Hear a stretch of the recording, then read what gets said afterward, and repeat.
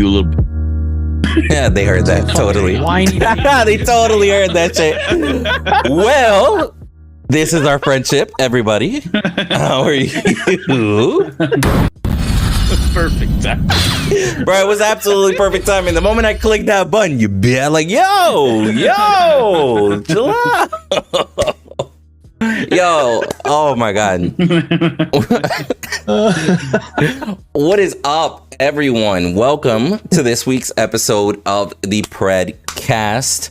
We're going to go ahead and go over the Revenant buff, kind of like a little summary. So if you guys haven't actually read the most recent update, I would definitely suggest that you go read it before watching this after the fact on YouTube or anything, just to kind of, because we're going to reference to it a lot.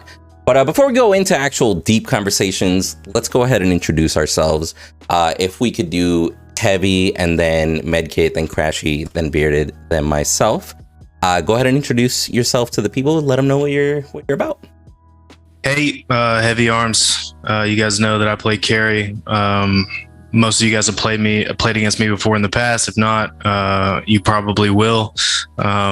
Been playing since Paragon, played about 1,000 hours of Fault, and that was painful enough. And then now I'm here in the land of milk and honey to left click people all day. So yeah, I'm excited to be on the show. Thank you guys for having me. I'm also excited to see more characters released, and especially because Revenant's my boy. I was a Revenant main in Paragon, so interesting. Nice. Bro. I think that's probably the best ADC introduction I've ever heard. Like, I love it. I'm all about it as an ADC main myself. So great. But I say we don't get many ADC mains usually. That's right. 3 ADC because mains right here. it's a masochistic role. It's like Fair. self-mutilation. Me and Crashy are the only ones that aren't ADC mains here. Yeah, I know, but guys. Go ahead. What up? It's Medkit here. So Heavy. I already know you're a ADC main. You're my teammate for Team Phoenix. I'm gonna ask you a slightly different question that I usually ask. Who's your favorite carry? Like another player or a character? Hero. Yeah. Character. I think Revenant by far is my favorite carry. Has been for a long time. If not him, then I really like Sparrow. I'm a big fantasy guy, so I like the bow and arrow, and then I also like that she's like a late game hyper carry, ultimate goes crazy kind of character. So yeah, that's Bae. Does that include the ADCs that we don't have yet? Yeah, I mean, I've played enough Twin Blast to probably drive someone crazy. So Twin Blast is cool, but I feel like I've played so much of him. And then I miss Wraith, but if they're not gonna include the rewind snipe, then I feel like he's not gonna be really, not really carry material. He was kind of you were trying to be annoying when you played him. But yeah, I mean, maybe Yin too. I don't know. I kind of like everybody. They all fit into the game in their own way. But Revenant always just fit my style.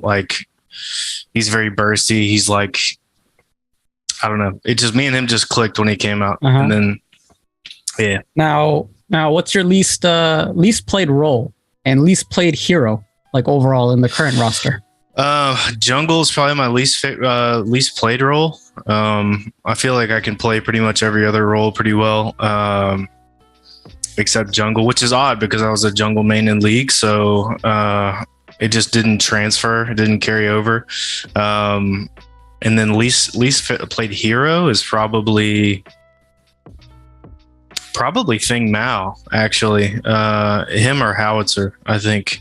Never been very. I don't play mid often, and when I do, I usually take Gideon. And as far as Feng Mao, I don't jungle very much or play off lane, and when I do, I'll play Steel or something. Right. Take Howie, attack speed Howie in ADC role. Try that. See what that's like for you. I looked at Joey's build for it the other day, that he uploaded on his YouTube channel. Shout out Joey Young Fitz. But he, I don't know, man. I took it into practice mode and I like maxed everything out, and I just don't think it's gonna, like, maybe against like idiots it'll work really well, but I don't know. Yeah, I'm not saying do it in the tournament. That's not what I'm getting at here. Right. All right. So my turn. Do I go? That is you, Crashy. What's up? Crashy here. No aim, no brain. I'm a jungle main. I just like to hop on the back line.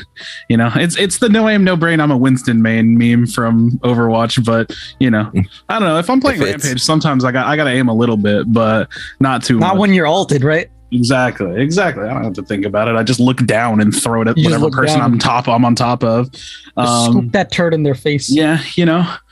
Most recent tourney winner. Nice. It was a fun day. Big shout outs to Telio and people at Agora Reawakening, because that was a really fun day, man. It was a solid draft tournament, man.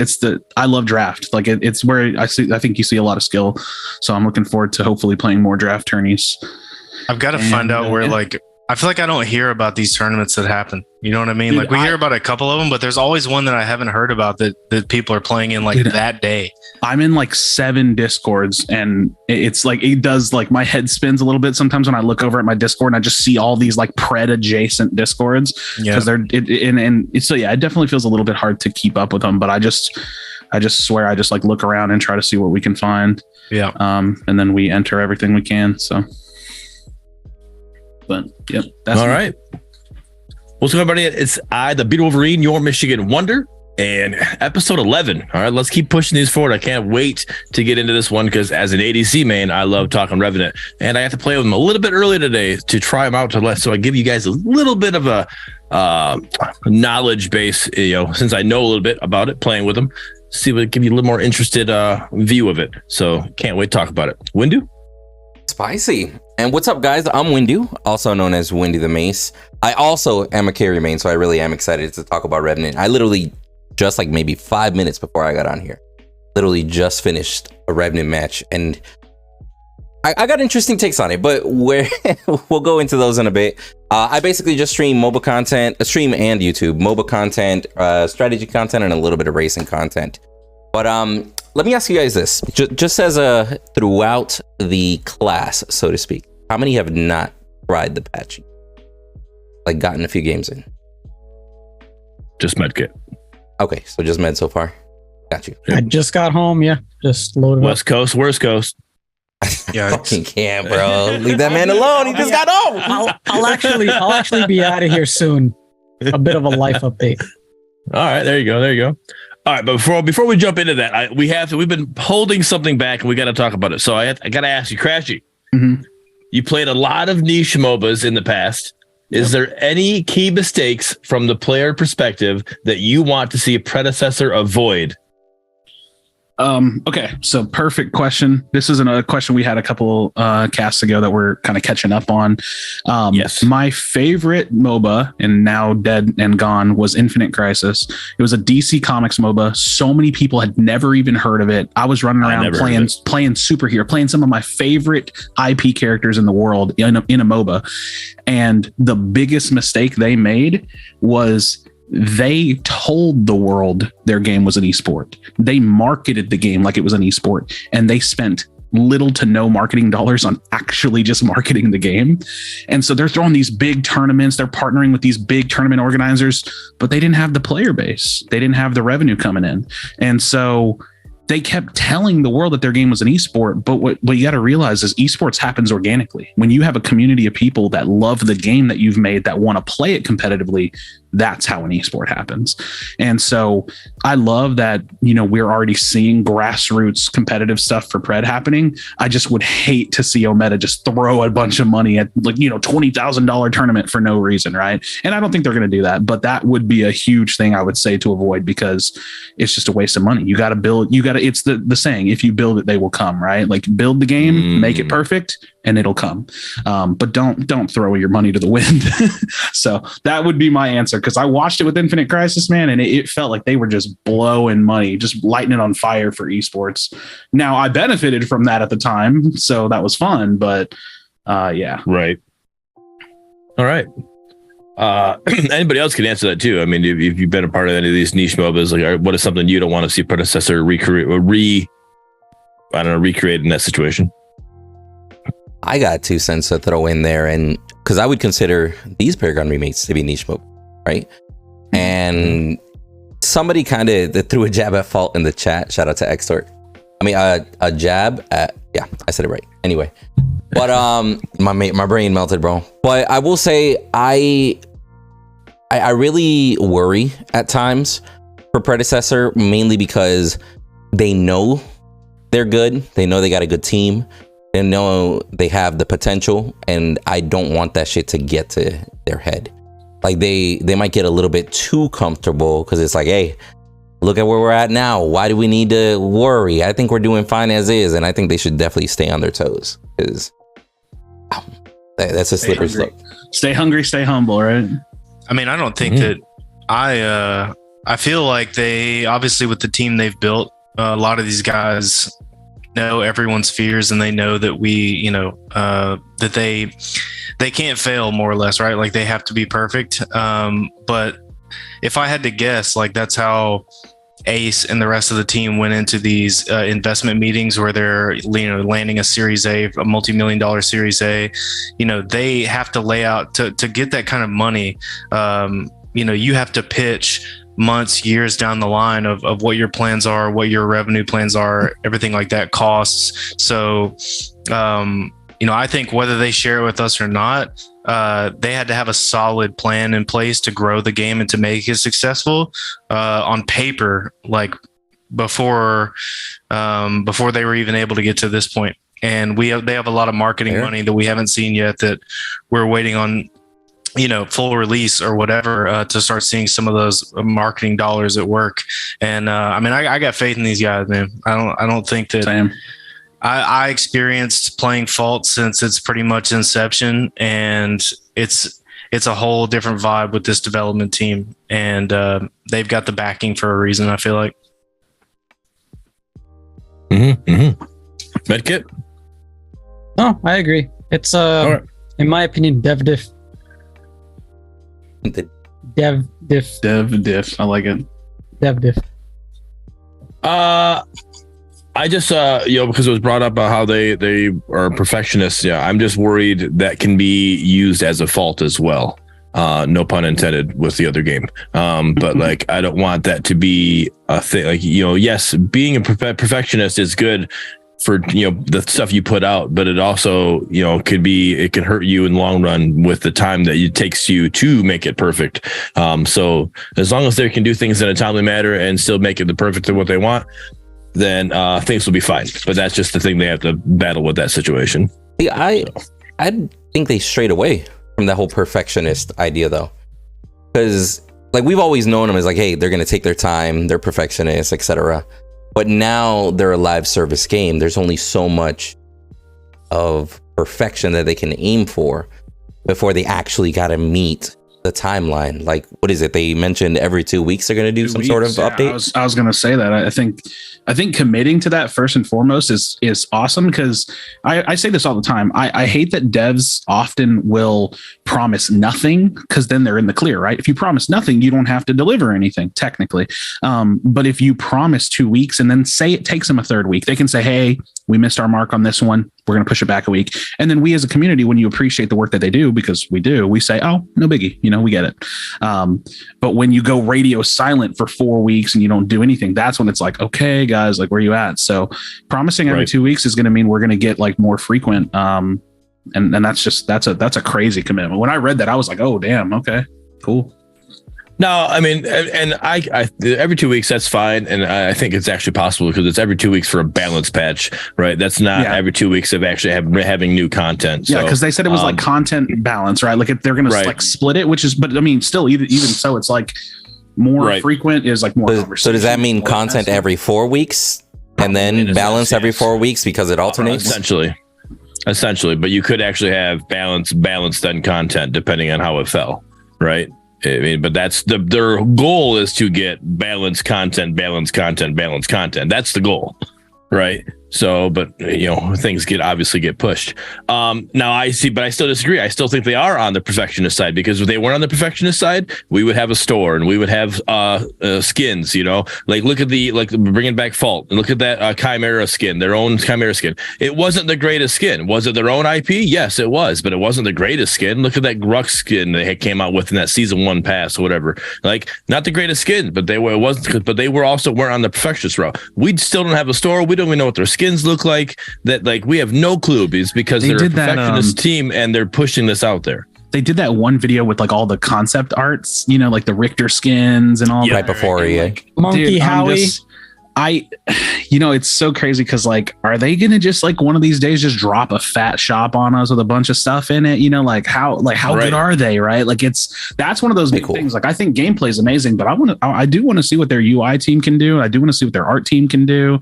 I feel like you have to think too, like when they do release the skins and they release the store and they start pumping stuff out, like you have to have players to buy those motherfuckers. You know what I'm saying? Like they have to have a bigger player base. And I wouldn't be surprised if they sprinkle some skins in there just to kind of like tide people over. And then that way, once they start like really ramping up their onboarding of new players, they start releasing more and more. And then that way they can really start cashing in on some of that stuff. Right. So. All right, that's my 2 cents on that whole question. So, all right, we can move on. Very cool.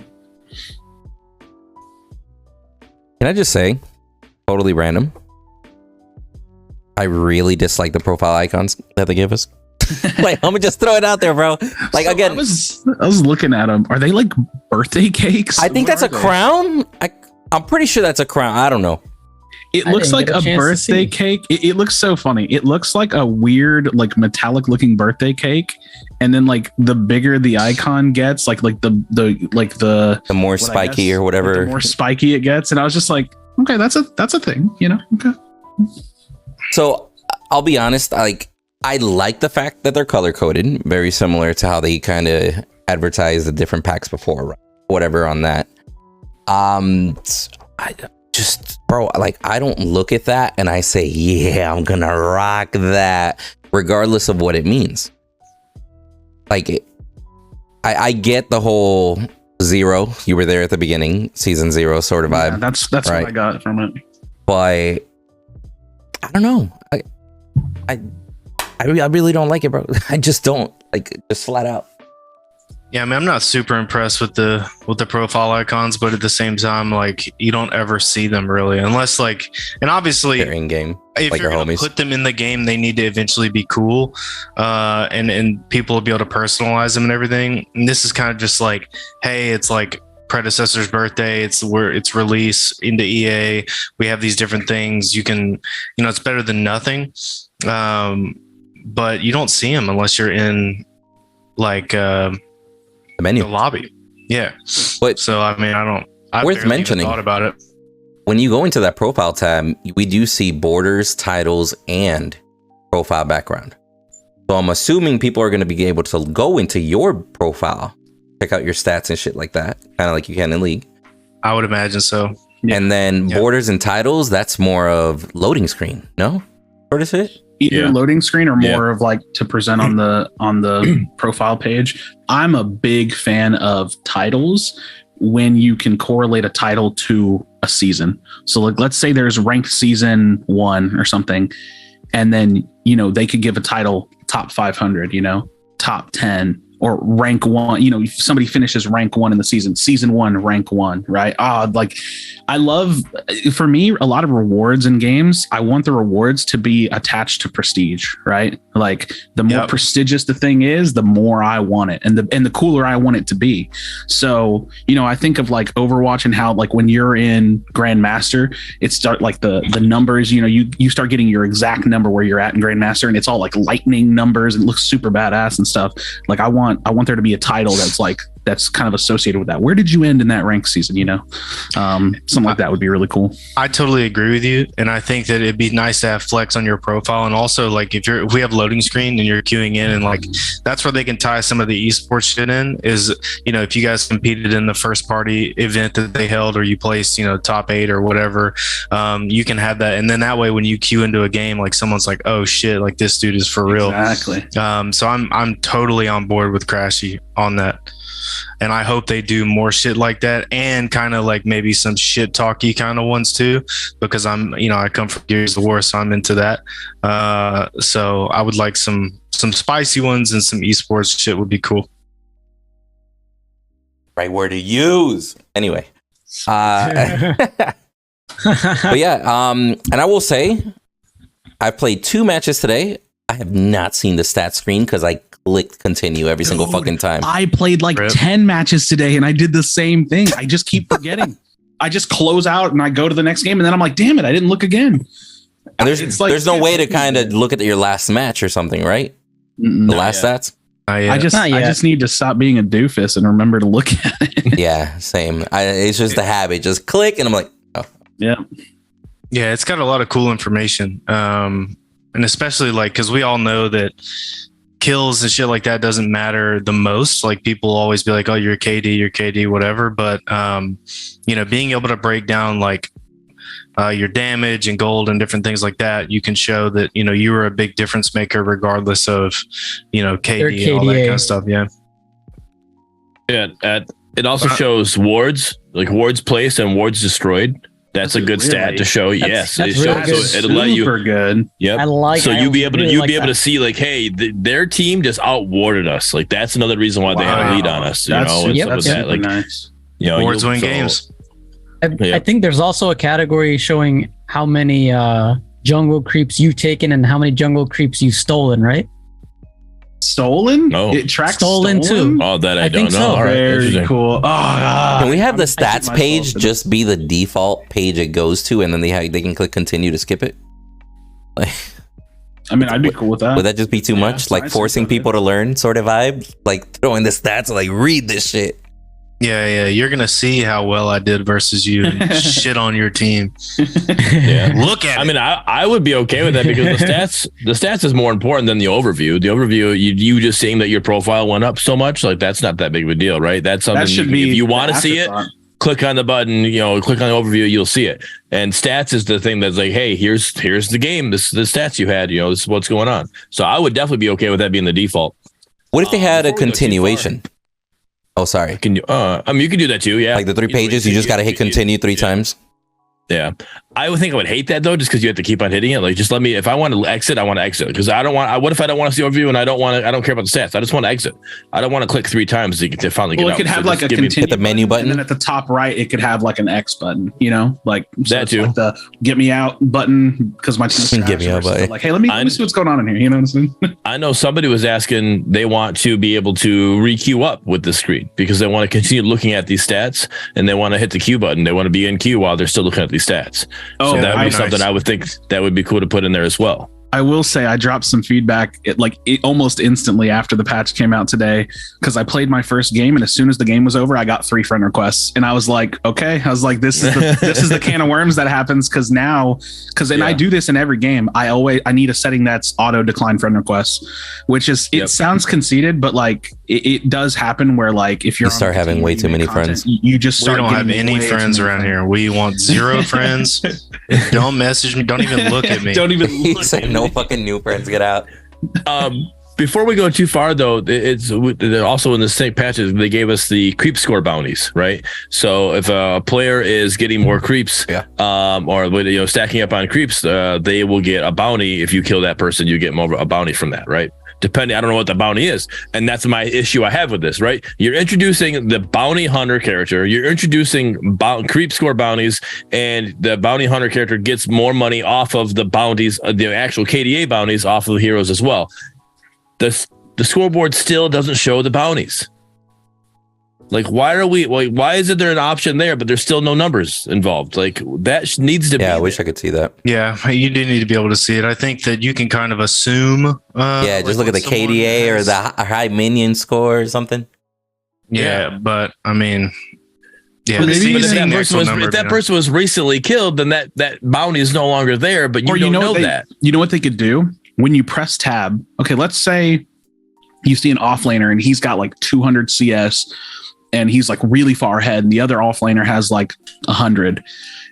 Like when you press tab, they could do some kind of like an animation around his CS, like some lightning that's like flickering around his CS, and it's like that's a live bounty. Like the brighter it gets, the bigger the bounty or something. Yeah, or even just the text, like his 200 CS could be like really lit up or something, and then when he dies, that effect on the tab screen goes away.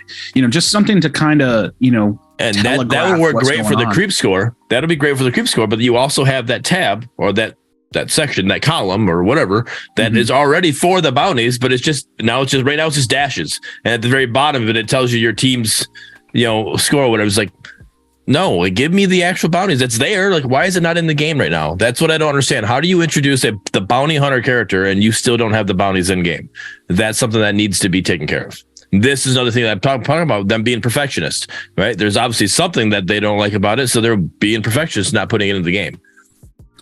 I will say though about the bounty system and whatnot, because I definitely, in that last match that I had a second ago, there definitely was somebody that they just like 2-2 after 40 minutes. They were just literally farming their ass off, like almost 300 CS or whatever, and it felt nice to get a good reward when I killed that Countess, for example.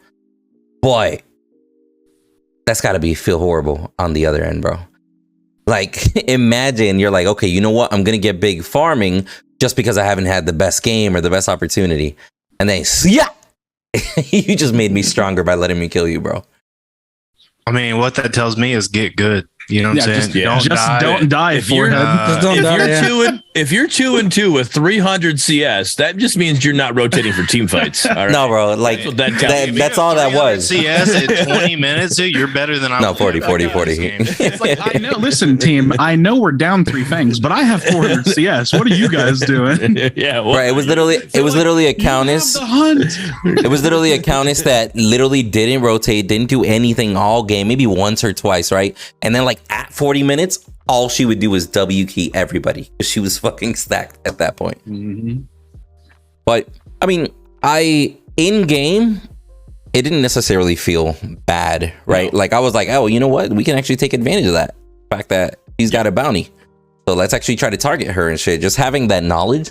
Oh, I was against it more towards the beginning. It felt okay. Yep. I think having more bounties and giving people more of a chance to come, like at least letting them know that there's more chances that you can come back in the game might curb some of this like insane. And I don't know if it's just instant F1, yes, but instant like surrender. You go down 2 kills, you want to surrender at 10 minutes over nothing, dude. Like y'all are so soft. Look at me in the eyes right now. Soft. Okay, because you can come back. There's so many chances for you to come back. If you don't know how to come back, just say that, and I will drag your ass across the finish line. Okay? He's spitting, kicking, and screaming too. Just let me work. Okay, farm up, stay under your tower. Don't do anything crazy, and we'll win this shit. I promise you. I like this one, Heavy. I like this guy. I'm just That's saying. What I'm saying. How many games have I been in where motherfuckers surrender at 15 minutes into the game? You know what the worst one is? Too many, bro. 2 kills. Dude, the worst one is when you're the one vote that says no and they surrender and you get outvoted. And you're like, okay. Happens to me all the time. You're like, all right. Like, I literally have a video that's going to be going live here soon, not like today, but I'm editing it right now as we're talking. And like, it's a video of, I didn't do the greatest. I think I went like 6, 8, and 1 as Richter, offlane Richter. But our team, we stuck together. We're like, nope, we're not going to surrender. We're down 0-4 to Raptors. Like, we didn't have any Raptors, but we made a comeback and we had to pull out the W. And it's like, this is why you don't surrender. Like right here, you can easily do this as long as you play together. Game 1 tournament, TOS versus Press Tab. We were down like 1-11. We won that game. It's fine. Because you press tab. It's all about the mental. Well, you're not going to surrender in a tourney, though. Well, no, we're not going to surrender. Can you imagine? The point is that it's about the literal nature, like game to game, right? Like it's all about the mental. Like keep your head on. Yeah. Don't play emotionally. Play with your skill and what you know about the game, and just play. Just play the game. You signed up for it. You were going to be there for 20, 30 minutes if you were winning, right? So just show up.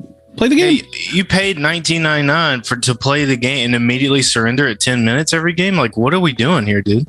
Like, what? Like, also, you have to keep in mind, like, team comps make a big difference. Like, some teams don't come online until later in the game, so you might get behind early. I might get behind early on Sparrow, but when I get 2 items in Eviscerator, like, I'm gonna start ripping their team, like, no matter how far they are ahead. So we will come back. You know what I mean? Just like, Oh yeah. hang in there, okay? Hang in there, please. Yep. You're never going to learn if you don't get the shit kicked out of you. And then eventually one of those times you'll come back and then you'll download, okay, we did this to come back. We can just do this next time if we get down, and you move on.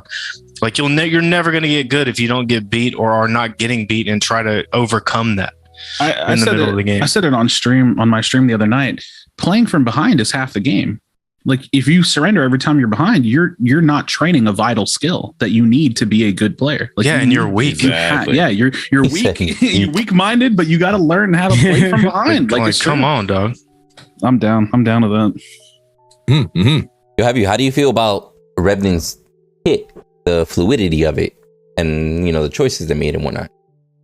I love Revenant's kit the way it is right now, and I can tell you this: I don't super love his attack speed, but that's just me being biased, and I want fast attack speed on a heavy hitting character. I kill everyone all the time, but in Paragon you had to stand still when you Q, and you don't in this game, and that is like a big deal. I think that is it makes him feel like Revenant as a character. Can get trapped, and like, you can obviously have cleanse and stuff, but if you get CC'd or like if you queue at the wrong time and there's too many people and you can't like isolate those missiles, because your whole thing is bursting carries and bursting like mid laners and stuff in the team fights, if you get trapped, having to stand still on top of that to queue is just really tough. It just makes the character, like, if he was like super insanely strong, that would be one thing. But I know for a fact he's not in like a super broken state right now, or it doesn't feel like it anyway. So I like it. I liked it in Paragon. I like that you root when you ult somebody. I like that it's kind of a projectile ult, so it's not instant. You can get yourself out of situations, like if I'm getting ganked, I can maybe ult their support and run away, or ult whoever's further away and get out and use it defensively. But it's not one of those things that's like instant, you're always going to get away, right? It's like there has to be some give and take. And obviously 4-shot crit. Like, what I don't like, I will say, and I voiced this, was that when you play Revenant, you start the game with a reload slot, with a point in the reload slot. So like, no matter what ability you take, you can reload no matter what. I actually don't like that. I prefer that you have to take reload second or third, and you kind of have to weigh the options of, okay, do I want to take Q first, his missiles, or do I want to be able to reload? And I take the Q first every time, like in that situation.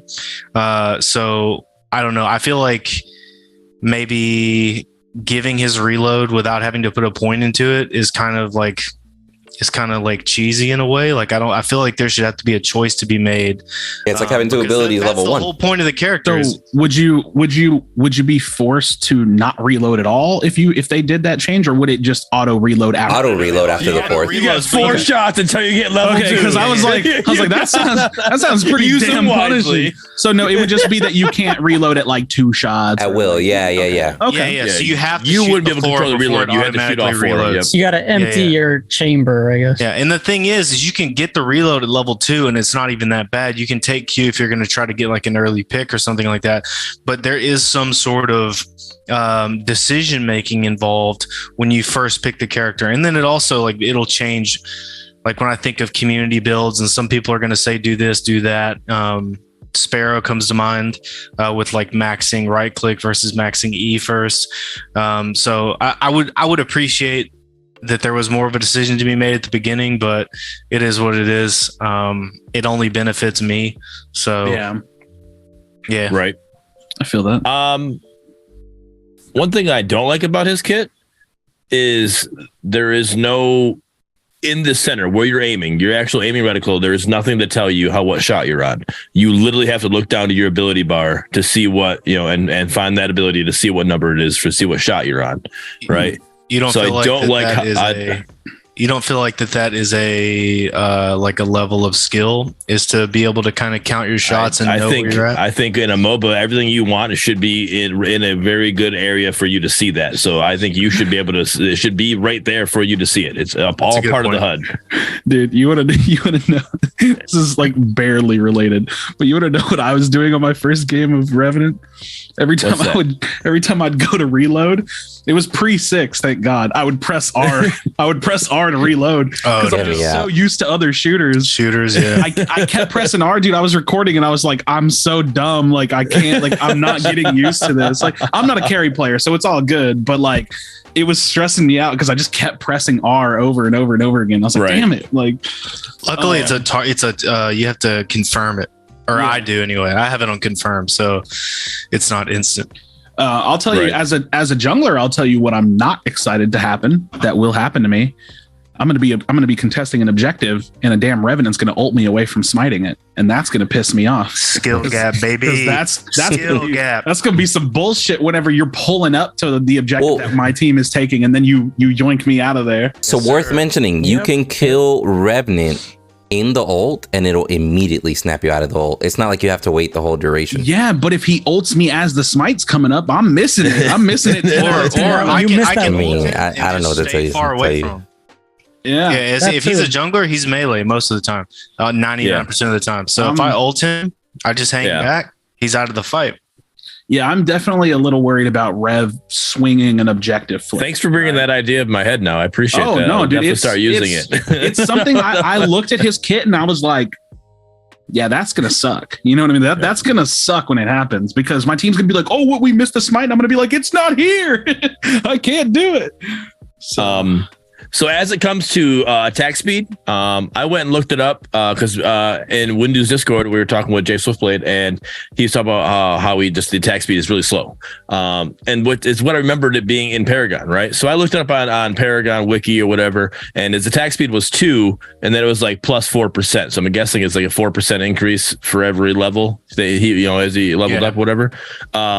So it was a two shot per second is what it was. I asked the devs to help me out with that, and he's in Predecessor. He starts at 0.909, and now this is roughly 0.909 shots per second, right? So, so you're basically getting 1 shot per second, a little less than that, or whatever, more than that. But then as you level up, it adds up like a 1.26 something. Either way, you don't get two shots per second, even at max level. So it's like he is even slower than the Paragon Remember.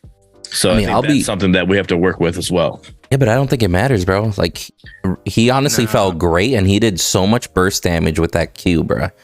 Like you really don't need to shoot any faster. Like if you don't kill them by your 4th shot, there's a different conversation we gotta have. Like I know they compare it to Jhin a lot from League, but you're making up for that missing attack speed with building crit and pin. And the build that I run on Revenant, I'm like 4 or 5 shotting a steal late game. So it's like as long as you just hit the shots and you can you have a little bit of leeway that even if you miss or you have to reload, you have the Q while you're reloading, as long as you don't start the fight with it. You can you can ult to kind of reposition yourself if you need to. There's things you can do if you're missing shots, but to kind of buy you some time. But yeah, don't let me see any of y'all, and I'm gonna say this right now, okay? And I've been saying this. Don't let me see any of y'all building attack speed on Revenant, please. Like I know it makes his reload faster, but it's marginal, and I'm gonna eat you alive if you build attack speed. Yeah. So on that attack speed, every 10 attack speed gives you a 0.1 faster of the reload, right? So his reload starts off at like 1.6, and you can max out at 100 attack speed, so you can bring it down to a 0.6. So it takes 0.6 of a second to reload. That would be your fastest reload if you use it. I don't even think that's worth it, bro. I'd rather just position for a second and that's it. To take a second, all you do is to take a second off of it if you max out. Yeah, I will literally smoke you if you build attack speed against me on Revenant. I promise. Anybody will smoke you, not even me. Right. Now, something I want to, and Heavy, you said you were a Revenant main in Paragon, and something I remember, and I could be wrong, but his Q, I remember those being homing missiles, right? They were going to go find a target and they were going to hit a target. It might not be because they kind of scattered and they would, if you isolated that one target, it would hit, all of them would hit the one target. Yeah. But in this one, in Pred, when I hit Q a little earlier than I wanted to, and they went to nothing. They literally just went to a certain area and they all crashed into one spot. I think it's because there's a range thing. It all depends on your range and in your field of vision. So like, even if I've got minions around me, if they're not in my camera, like if they're not in my field of vision, and I turn my camera away and face someone, all my missiles are going to go straight into them. They don't go behind you, and they also don't do they don't home around walls or things like that. And I kind of wish that like if I can still see you, my missiles go around the wall. Okay, they do follow through blink or something. What's that? They do follow through blink. I found out today, it was a Murdock within range. I queued. It started auto locking onto him. He blinked away, and the missile still followed him. Yeah, because it already had the lock on. But yeah, as far as I know, so was it in Paragon? Was it a lock on ability? Then would you would get close enough you could hit Q and it would lock on, or it locks on. It depends on how many people are in your whatever targets, like Kaiser.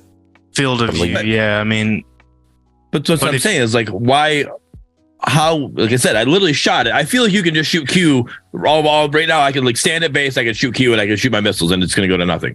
Yeah, that's how that's because if you don't have a target, that's what it's going to do.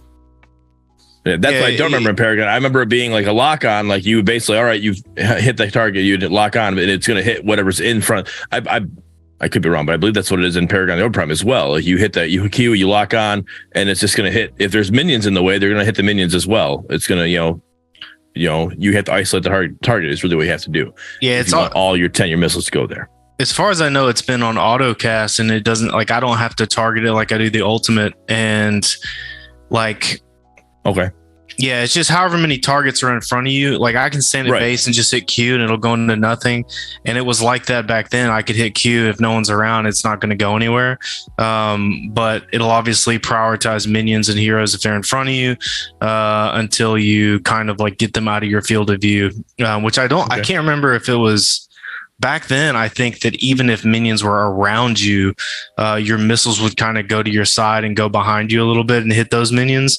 But in this game, like if you can't see them, like even if they're all right behind you, it's all going to go to whoever you're looking at. Okay. Interesting. So you think there's some sort of directionality? I probably remember them wrong. So that's what I was asking. What was that window? Sorry. Oh no! So you're saying, Heavy, that there might be some sort of directionality. So if you can get a wave behind you, and then Q, looking at your enemy in front, like basically put yourself between the wave and the enemy. You're saying that all those rockets will go to the enemy. Yes. Like I can literally like there can be a whole wave in front of me, and I can take one step past that wave and Q, and they're all going to hit you. Yeah. Overall. Okay. Think of it like that's a game changer. Pull. Right, if like the missiles are going to hit, you're going to take Grux's pull, and they're going to find a target within that pull range, and then they're going to hit. It's like that, except there's no targeting range for it. Right, it just automatically goes. So if something's not in my line of sight, then it's a little bit wider, I think, than Grux's pull, even though it's kind of the same concept as far as like being like super close to you. Like if a Kalari is like right in my face and she's close enough that I can still see her, but she's maybe over here, it'll still hit her.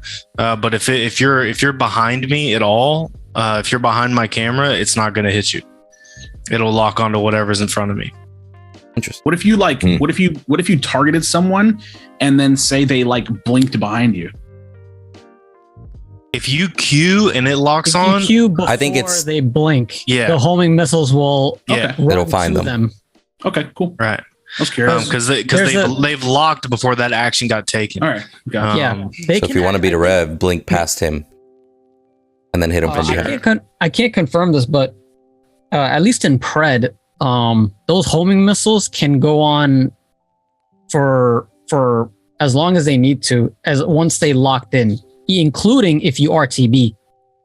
There were so many cases where a Revenant would Q and then a Yin stops the missiles with her ult, and then someone back to base. But those missiles, they're chilling in the wind, and then they get released and they go all the way to the base and kill them. Yeah, that's funny. Cool. That's cool. Nice. Has anybody seen a Bellic or Rev combo yet? No, I don't think so. I had a Faye Rev, and it was annoying as all hell. I hate Faye.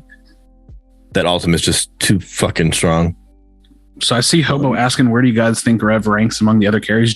I've only played it 2 games, but just playing against it and like having people play it near me, he feels strong.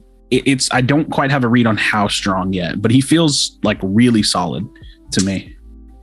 Yeah, he's in a good place. I think that he's definitely. When people ask me this, like, I always think of it depends on the situation, it depends on the team comps, everything like that. But just kind of in general,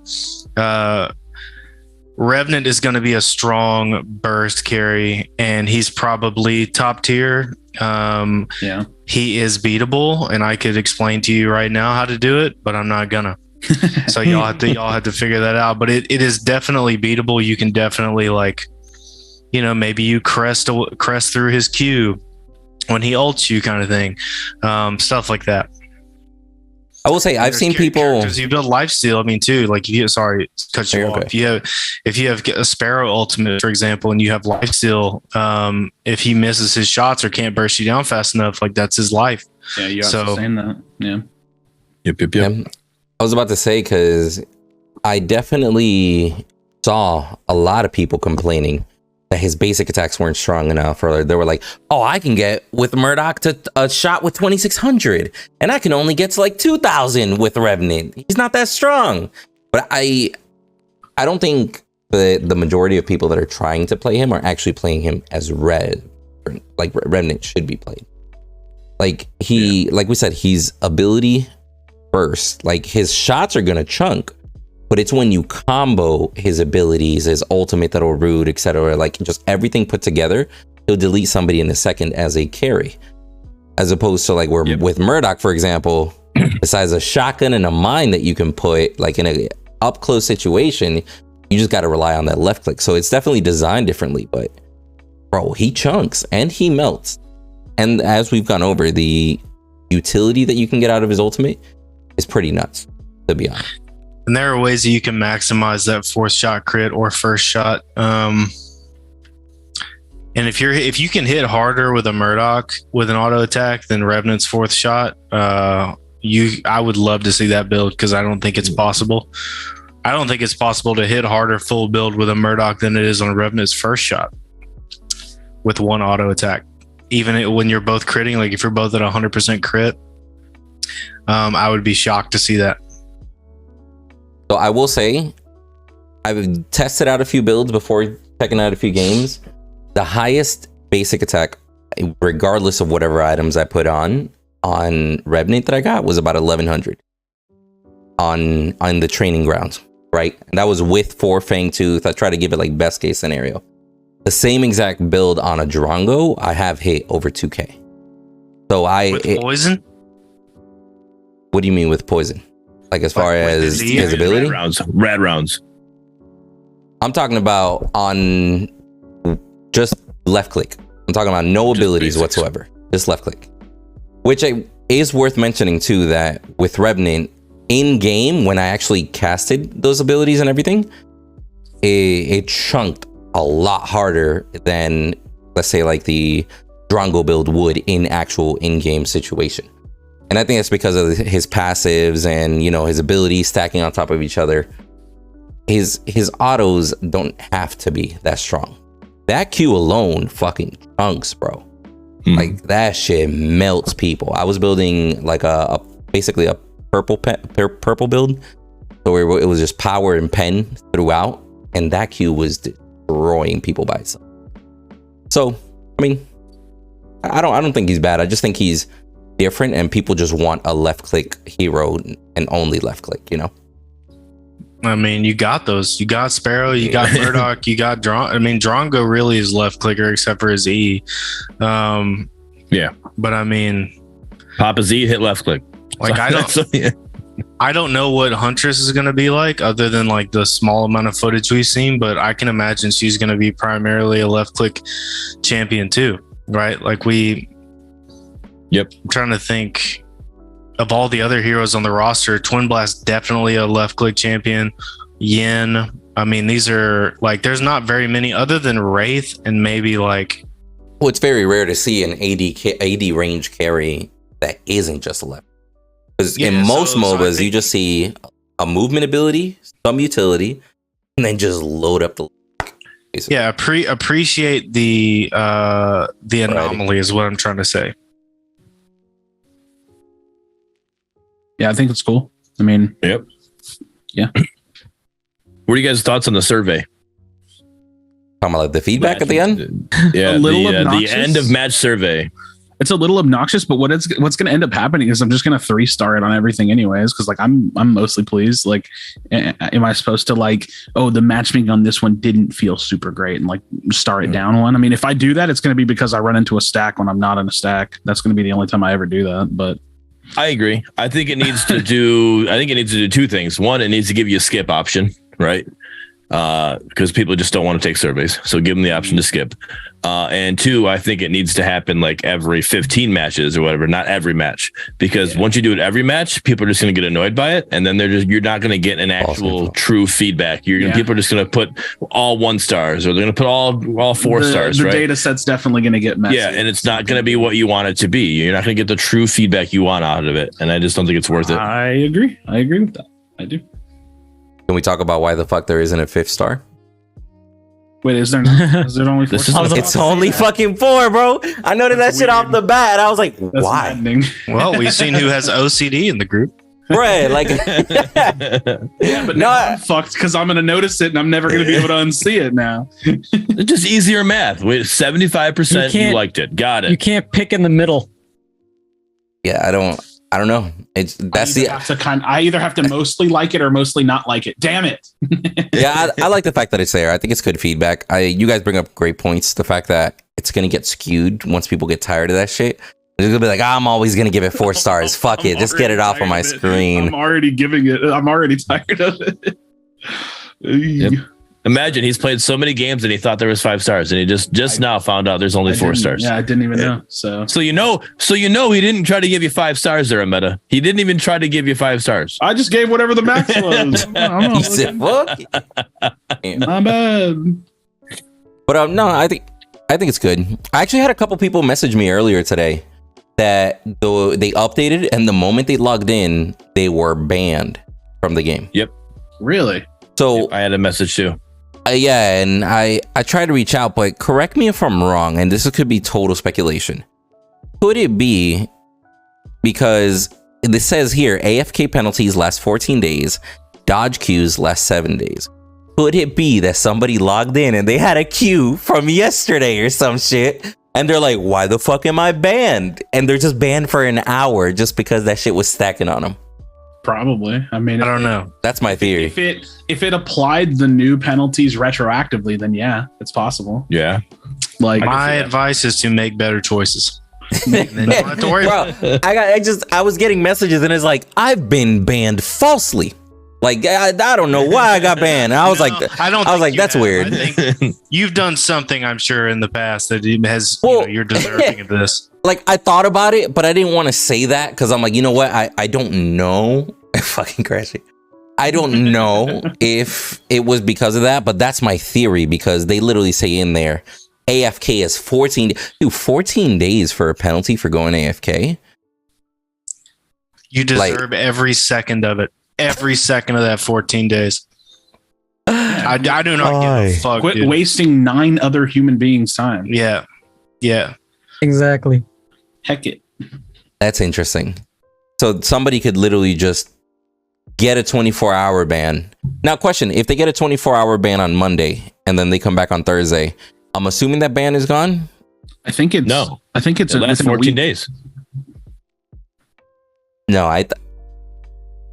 What are you gonna do? Fucking keep the game open for 24 hours? No, that doesn't make any sense. No, it's like 24 hours from the time of ban, right? I got you. So it's probably that from the time that the ban initiated, that's your timer. But the 14 days part is more likely like, hey, from your first offense, this is how it's going to track. Right. Maybe. I mean, so your first offense might last up to 14 days. Yeah. So if you had an AFK, you got 14 days to get that, to have your slate cleaned record, up, basically. Your slate cleaned. Right. Yeah, exactly. Yeah. And then the dodge is the 7 days. So you have a whole week. If you dodged once, you have 7 days for your whole slate to be cleaned. Right. If you dodge within that 7 days, and then after that let's say you dodge twice in 7 days, right? It'll reset. Once you get that 7 days for the first dodge, it'll drop down to 1 instead of being at 2. Yeah. Until that one fully goes off for 7 days. That's pretty harsh, but I like it. If you need to get back on the game before that's over, or you don't want to wait or whatever that you might have to dodge, you can do that, but it's going to be about $19.99. He said, buy a new fucking account. That's how you do it. A new account. If you just have to, if you are struggling, you have too many offenses, you can get back in the action, but it's going to be $19.99 for now. So for now, yeah, for now. Did anybody notice? I'll tell you what, we keep it that way for people who get banned. Yeah, it's harsh, but I like it. Quite frankly, like it's like, okay, so you know what? You're either gonna learn your lesson or you're gonna learn your lesson. Boy, keep fucking up and it'll keep following you, bro. Like you're gonna have a little rap sheet in the system if you keep fucking up within a week or so. Right. But has anybody seen? So Joker's gonna be hurting. Oof, poor Joker. Him and his llama internet.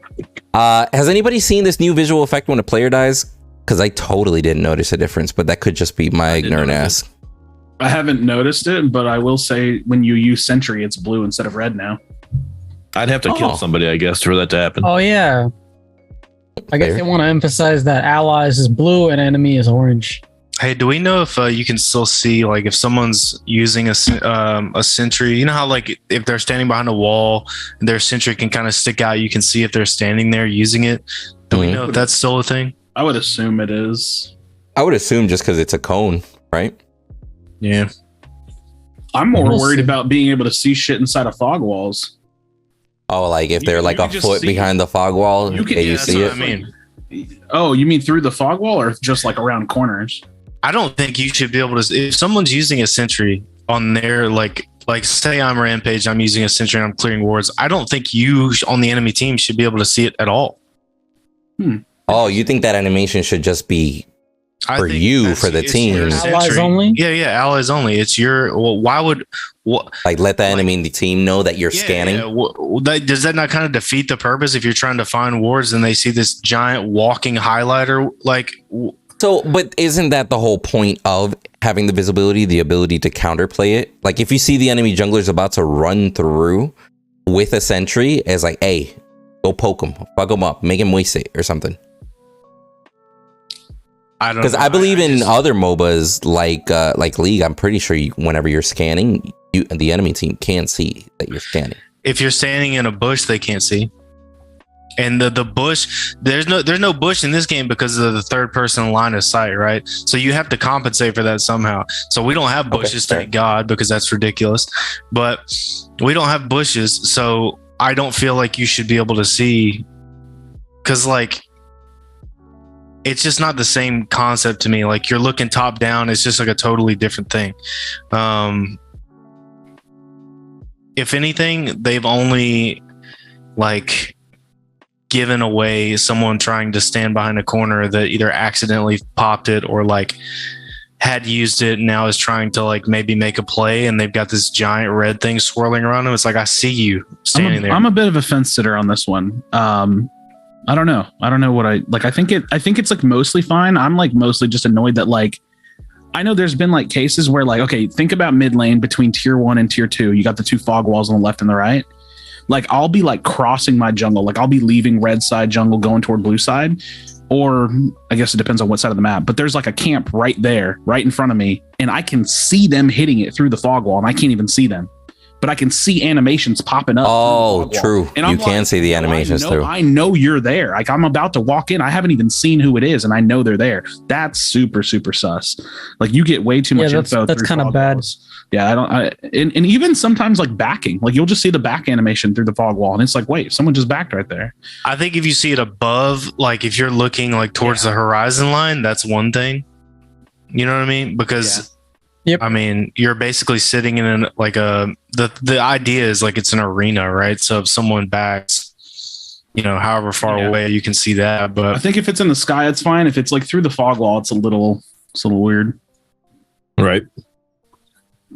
But that's just my thoughts. I know that's a little I know we totally jumped off of Revenant, but they also added a new animations or whatever, however it works. Like, what are your guys' thoughts on that? So the way that they said it, and Nabori said it in the video, was like it's a new animation system. So the way that my brain breaks this down, and I could be completely wrong because I know nothing about game dev, is it seems like it's like a feature of like the engine.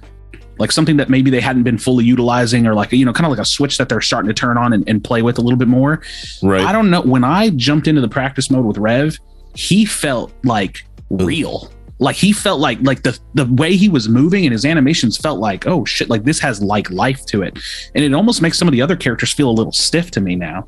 So the fact that he said like, we're going to retroactively go back and make some of these changes, like that's exciting. Whatever they did with him, it looks cool. It looks really, really clean. Like Beardy, you remember when he strafes, he does kind of like this thing. He leans a little. And that's sick. No other character does that. He like really like he's, Yeah, because Decker, I don't know. Something about Decker, she walks weird to me. She just kind of like hobbles along. She like, it's real weird. The way she carries her, like she walks like she's got heels on. Yeah. And I don't hate it. She does. I don't know. It's weird. She does a weird walk, but he feel like I said, there was some life to his movement. I felt it. It's cool. Well, Bearded, do you remember when, and we've seen this even with Predecessor themselves, like when they went from not using the gameplay ability system to using gameplay ability system? Like it's just basically different features within the engine that can make it smoother or whatever they're trying to achieve. But what if they just flipped a switch and they're like, hey, we're starting to implement some more physics into the game that not only affect how the abilities come out, but how it looks and everything. Like, if anything, honestly, he feels smooth as shit. He really does. I didn't have a single bug, a single issue. There wasn't a single moment where I was like, fuck, that didn't work like it's supposed to or whatever. Granted, I only played 2 games, so take that with a grain of salt. It's weird how he's new and he feels like the most completed hero to me.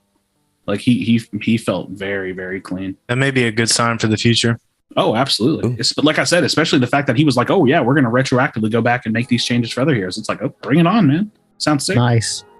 Now, when I heard this in the video, when Nabori said that, it made me think of it. I knew it wasn't this situation, but I want them to add it. I remember when Fault added it, the ability queue system. I think that's something that definitely needs to be added here.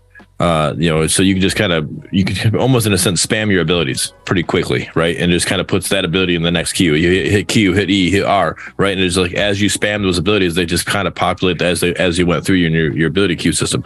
And that's something I think they need to have here because I don't feel like it's as smooth as it was in Fault, and that's something I would rather have here. Yeah, I've heard a lot of people say that they want that.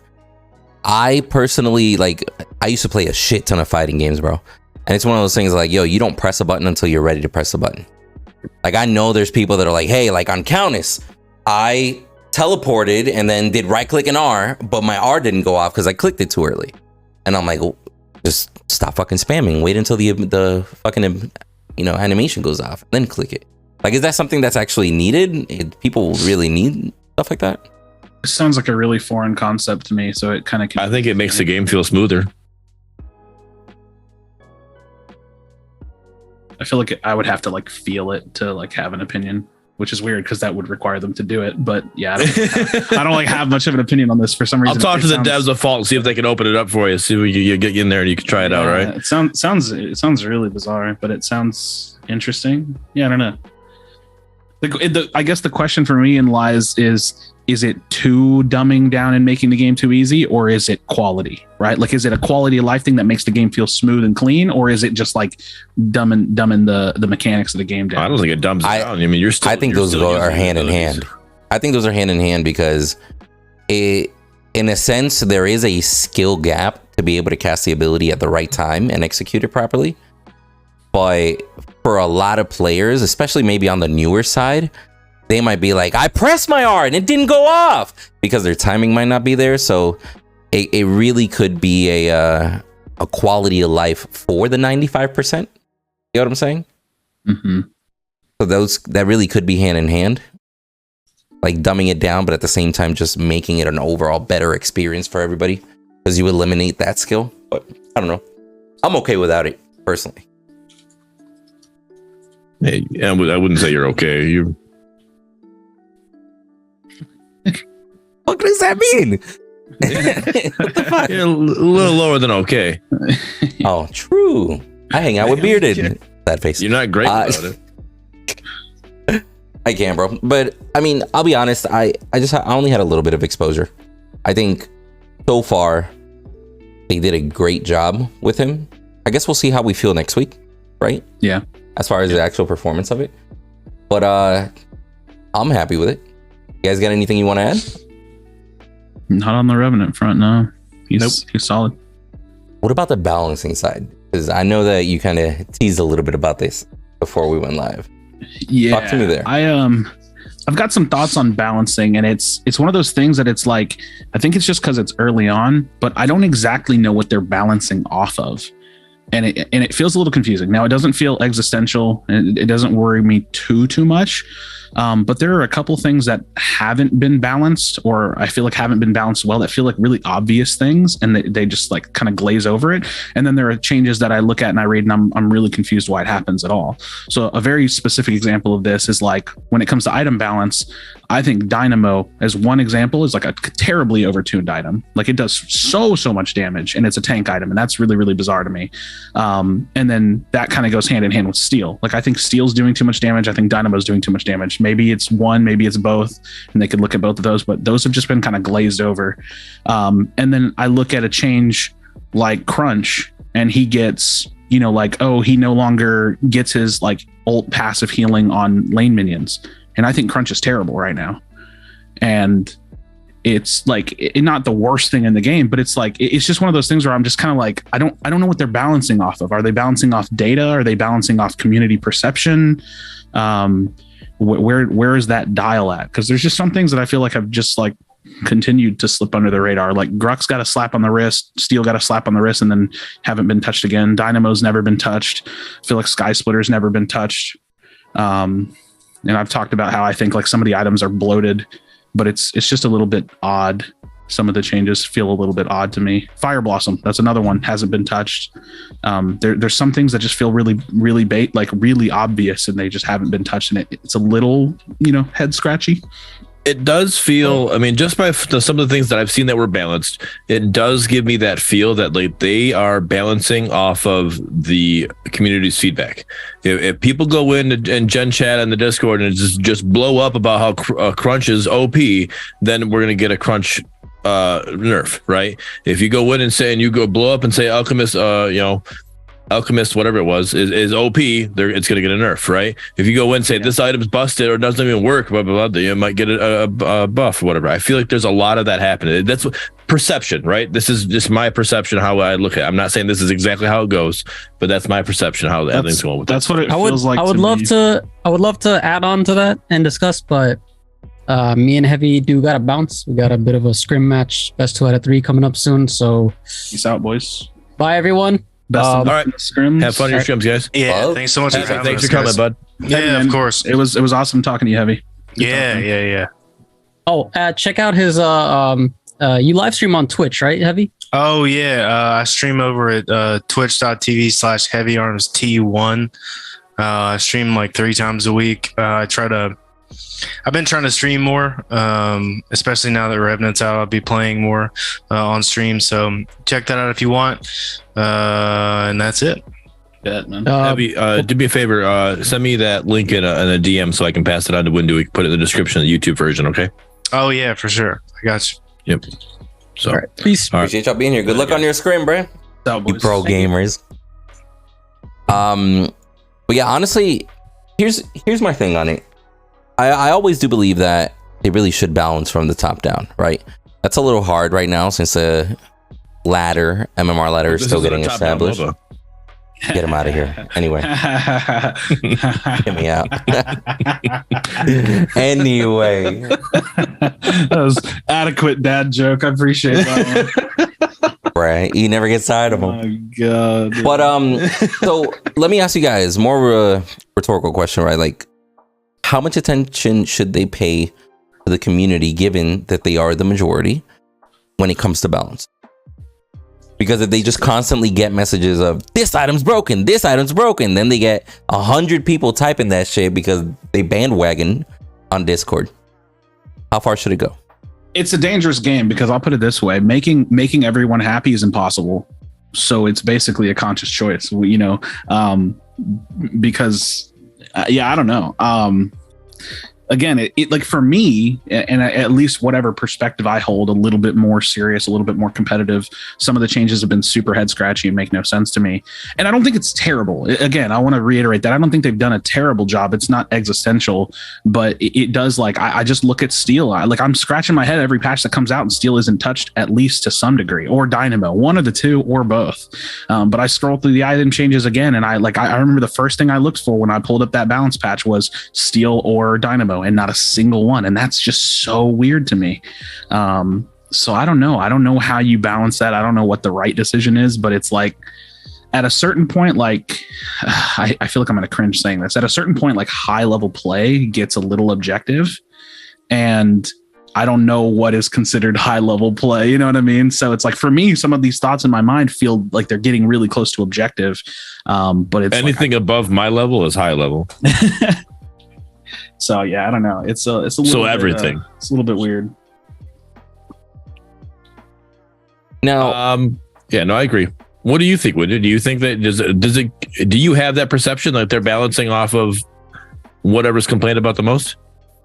honestly, perception wise, I just think, and I'm mainly basing this opinion based off of the conversation we had with Sundown, but it really does feel like they have a specific image, a specific idea that they're trying to build, and that they're taking community feedback into consideration, but they still want to follow that core idea of, hey, like, for example, maybe they want Steel to be a fucking menace. Maybe they want him to be able to do damage. Like, because you got to think of it this way. If you see that one of the best tanks in the game is also doing way too much damage, then at that point, you got to think, it's like, well, why haven't they changed it? Is it maybe because they wanted to? And we've seen it before, for example, with Grux, how he got that slap in the wrist. And then, God damn it, what's that Red Axe name again? Item? Mutilator. Thank you. Yeah. And then we saw Mutilator got adjusted simultaneously. So they were like, you know what? Like, hey, we don't know if it's a Mutilator problem or if it's a Grux problem. So they're fixing bugs, they're adjusting simultaneously, but then every lifesteal item was like, you know what? Well, we now have a shit ton of anti-heal all over. So we're just going to wait and see until that anti-heal comes into play to see if we have to look at items like Mutilator again, because maybe the anti-heal completely eliminates the viability of some of these items and whatnot. Like, I get how in-depth they're trying to think about it, but I just think it's one of those things that they're slowly going to keep tweaking until they find it, and slowly literally means we're going to have to wait every 4 weeks for a slow tweak. I'll give it at least the anecdote that I can give. In the most recent tourney, that was a pick tourney. It was a draft tourney, but it wasn't pick and bans because we didn't have bans, but it was a draft tourney. Steel was either picked first or was picked in the first, like, double pick every single game that my team played in. I can't speak to the whole thing because I didn't see every single draft, but so like I said, like, that's why I'm saying, like, it's starting to feel a little objective. Like, if we had pick ban in the game right now, I think that he would either be first pick, the first duo pick, or banned every single game. And so, like, when you look at it like that, it's like that's really close to objective. It's a little bit harder with items to talk about. But yeah, even like Feppy in chat said, Steel, Rampage were top 3 every draft, like every single draft, which is, like, you know, like I said, it's getting to that direction. So, you know, when I look at these patch notes and I see like a little nerf to crunch, it's like, why? Like, what did he do? Other than piss somebody in Discord off or in Twitch chat off, in a solo queue game. Right. I don't know, man. So just one of those, and again, I'm not super worried about it, but I think as time goes on, it may become another, hey, I'm going to press on this, I'm going to press on this. What are we balancing off of, kind of things. What about this change? Speaking of balance, what about this change to the mages? What are your guys' thoughts about that? Do you think that was needed? Do you think it was like, to me, I just didn't understand it. I was like, to me, it felt like it came out of left field. It's going to take me more time, I think, to make my mind about that. Say that again. Changes to what? To the mages, because like basically they pulled scaling out of mages and they gave them more flat damage. So like in theory, their early presence should be higher because they have more base damage on their abilities, but they scale slightly less. But you have to also pair that with the change to Oblivion Crown, which I think that's going to take more time for me, because Oblivion Crown had a 35% power scaling on it. Now it's down to 15, and then it had like a new passive. So Oblivion Crown, like say as like your 5th item, would give you like a nice power spike that would spread out kind of evenly across all your abilities. Whereas now it has a new passive that's a little bit more burst focused. So the mage change, it's like, I think the implications of it are something I don't even know if I fully understand yet. I want a little bit more time with it. And this is also going to be me deferring to my mid laner, right? Like I'm going to ask him, hey, what do you think about it? And then that's going to kind of help me build my opinion, because I don't play a ton of mid. So it's really, it's weird. I don't know exactly what I think about it yet. Well, Pinzo says that it doesn't change anything for mid. Only Gideon and Faye is what he says. And Pinzo plays mid quite a bit, so I don't play mid almost at all. So I just remember reading it. That's like they were like focusing on the mages. So yeah, well, I mean, like yeah. So I think those are the mages that they specifically did it to. And then there was a Howie change, but I don't really remember what it was. Talking about for the character itself. Yeah, and then the change to Alchemical Rod. So now Alchemical Rod Azure Core stacks a lot slower now. So yeah, a lot of this patch was very focused at like mid, and yeah, I don't know. I don't have much thoughts on it yet. It doesn't seem like the implications are too big, but slightly nudges things. I mean, I guess I just got to play it a little bit more, but I do think that specifically when Countess came out, it probably put a lot of attention on the mid lane and just getting them focused there. And as far as scaling goes and everything, because the only thing change that I see they made to Countess was now the blue buff is recommended start in jungle instead of the red buff. But then I see all the other characters get adjusted. Are they maybe just trying to put them more in tune with Countess specifically? Because they like where Countess is at, maybe? I don't know. Also, that change to Countess is like whatever, because she's not a jungler. She is not a jungler. If you play her jungle, a competent enemy jungler will exploit the shit out of you and will absolutely ruin your entire game. So also I have to put a thought in here. So Stranger said that tournament wasn't a great representation of the meta. It is the only representation of the meta. There cannot be anything other than that as a representation of the meta, because whatever's being played at a competitive level, how early or not, is the meta. So like if a team wins a tournament and they do something, that is meta setting, or at least it's like meta defining adjacent, right? Like it's got to be the closest thing to meta defining as possible.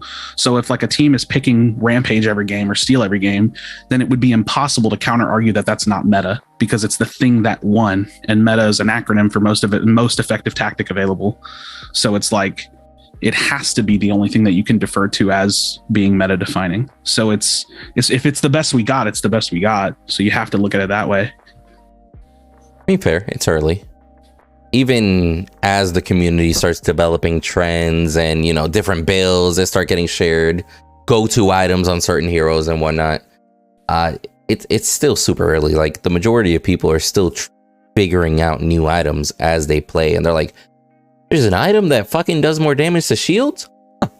Okay, let me use that against Steel. I didn't even think about it. But you would definitely expect that the people competing in tournaments would be the most like trialed, right? Like tried and true. Or at least that's what you would hope. I don't know. I do think it was cool to see the tourney. There was a lot of hype around it, a lot of talk around it. Bro, I made a video with a group of creators that we got going on. I was recording a video, and there was people in our group chat right before we hit record talking about, oh, I'm gonna do this build. That shit was using the tourney. I'm gonna try that shit out. So it's it's cool to see shit like that throughout the community, regardless of what level it is. So I think it's awesome that an event was made, and I saw plenty of announcements for new events. I saw CM Stark, a homie from the OG days. He's like, yo, I'm gonna host a tourney in April, I think he said. Correct me if I'm wrong, Crashy, because you commented too. He said May-ish. Okay. Yeah, so like around May. He's basically like hoping he can wait out spectator mode, which I think is like smart when you're putting up the beans, right? You're putting up big beans. You want that production to hit. He said minimum of 1G for that one, and whatever donations and extra money come in, then he'll put it towards that. But it's super awesome to see community members make tries like that. You get me? People in certain positions, regardless of popularity and whatnot, just wanting to create it organically, like you said. It's something that's just happening. And people are getting hyped. People are wanting to participate. Hell, I mean, you saw me. I was like, bro, I'm going to have to find a team and just sit in the bench just to say I was part of the team. Like, yo, let's go. But it's super cool. It's lit. I dig it. I think that's pretty huge. Yeah, that's pretty huge. I mean, when he does throw that, it'll probably be the biggest tournament that's been held, right? So it'll have the pool to the prize pool will have a natural like pull to as many teams as possible, right? Oh, Sundown's in the chat. What up, Sundown? But yeah, man. Anything else you guys want to talk about the patch itself? Any gripes we might have? I do have a gripe. I am not a fan at how they've been introducing heroes. Like we said this when they released Countess. I really feel like there's not everybody that is in this community. Crashy is a perfect example. Is not in this community has played OG Paragon. Not everybody knows how Revenant is played. So just showing us a highlight reel and not really, you really have to break it down. Like, okay, what button did he press there? Oh, that was his Q. Okay, so that's what his Q does. No, give us a breakdown of video like you did with Decker and what you did with Chimera when you redid their kits and you broke down their abilities. Give us those videos like that. I don't think it's too much to ask for. That just to help the community, the people who don't know what's going on, don't know how this hero is played. That because the people, they're not going to go into practice mode and try them out, right? They're going to go right into the game and then they're going to get destroyed. Then they're not going to be happy. And they're like, nope, that hero's trash. I'm not playing the hero again. Or they're not going to play the game again, right? Give us that a little bit. We don't have a tutorial yet. Give us that little bit to help train these new guys that don't know what's going on, to give that little bit. I will say, to tag on to that, I kind of wish they spaced shit out a little bit more, because we did see with Countess and with Revenant, it's like in a 72-hour window, we're going to release a sneak gameplay, we're going to release a quick little overview, and we're going to release a patch. Yeah. And they announced last week that the patch was coming this week. So they had a whole week. They could have been like, here you go. Drop something here. We'll drop something here. We'll drop something there. And then as slowly working up to Tuesday to drop the patch. They had plenty of time. But it was Monday. We dropped everything on Monday. All of a sudden, bam, 4 o'clock on 4 o'clock in the morning for us, we dropped the patch.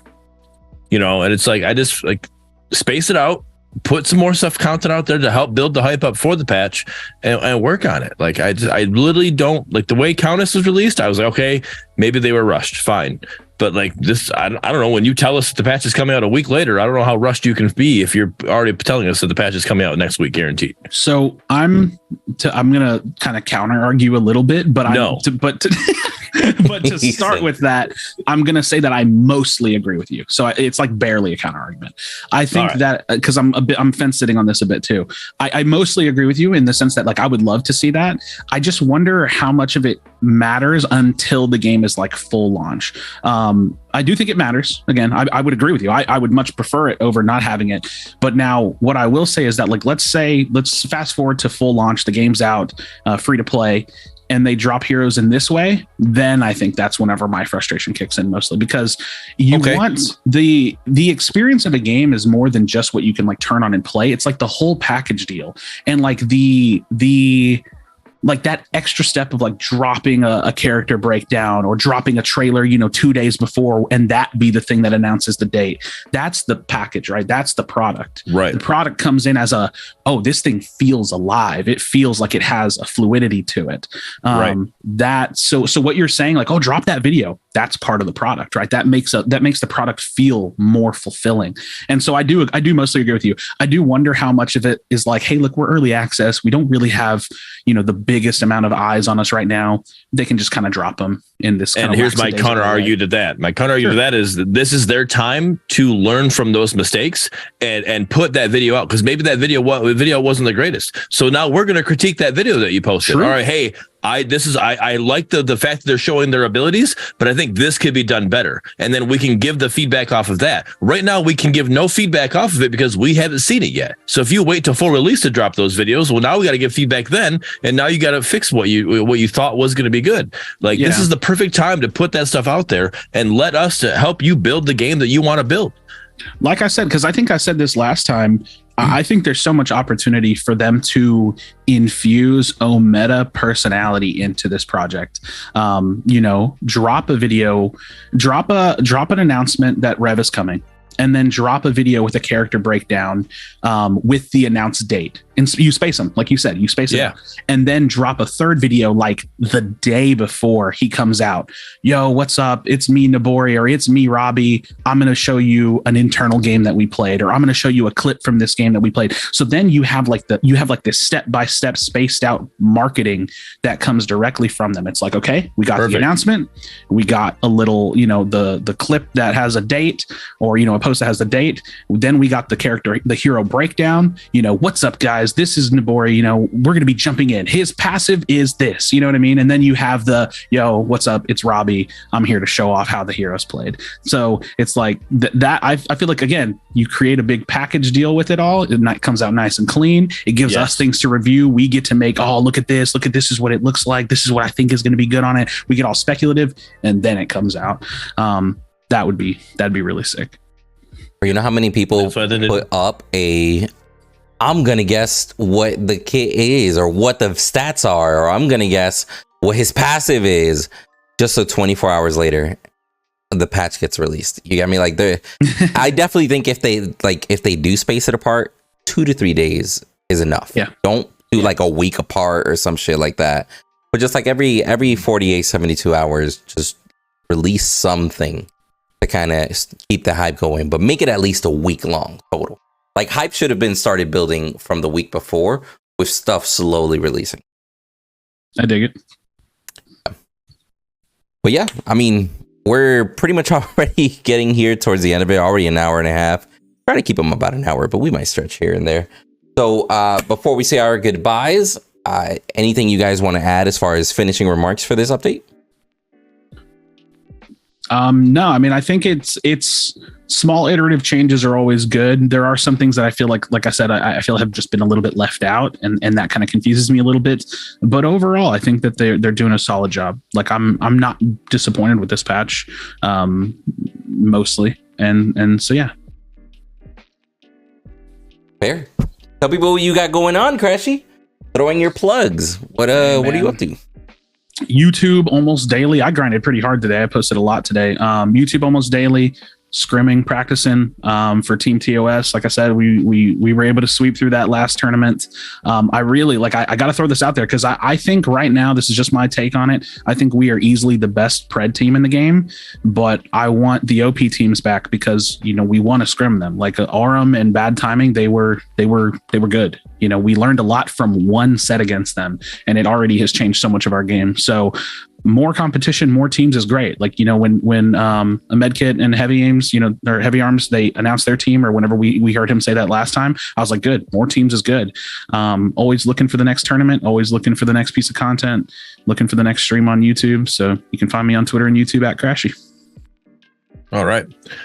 Before I get to mine, Medkit, he would always love to tell you that he wants something to do with streamer mode. He wants streamer mode. Is that what it is, or whatever? Trailer? I don't know. He wants something. I can't do what it is. But spectator mode. Let's spectator mode. That's what he wants. He wants something to do with streamers. So yeah, he's all about that. So get working on that, Omeda, so Medkit can be happy. And also go follow Team Phoenix or whatever, because that's what him and Heavy Arms are on. So that was his little shout out, since he wasn't here, be able to be here to get that.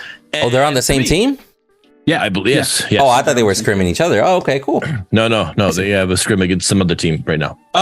So for myself, let's get better on these hero releases. That's my biggest thing with this. Other than that, I think the actual patch itself was good. I'm enjoying it. Revenant feels very smooth. Love it. So keep up the great work with that, Omeda.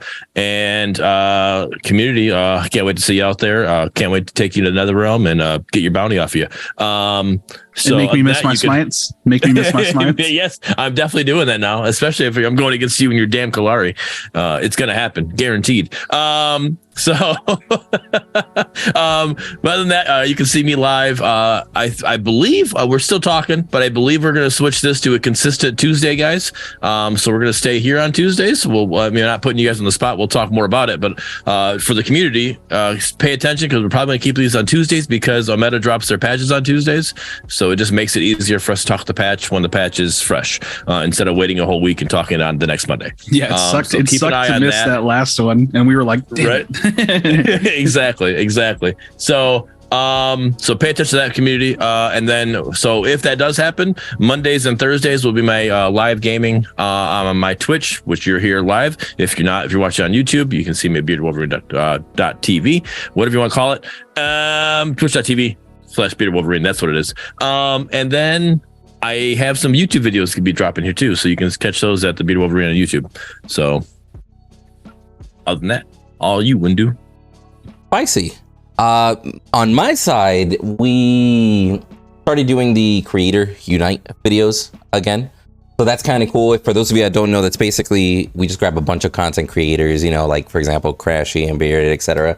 And we'll just play a match with all 5 content creators, just kind of showing communication, how much fun and how coordinated you could be, etc. And then we just post up the videos. But we do it very coordinated.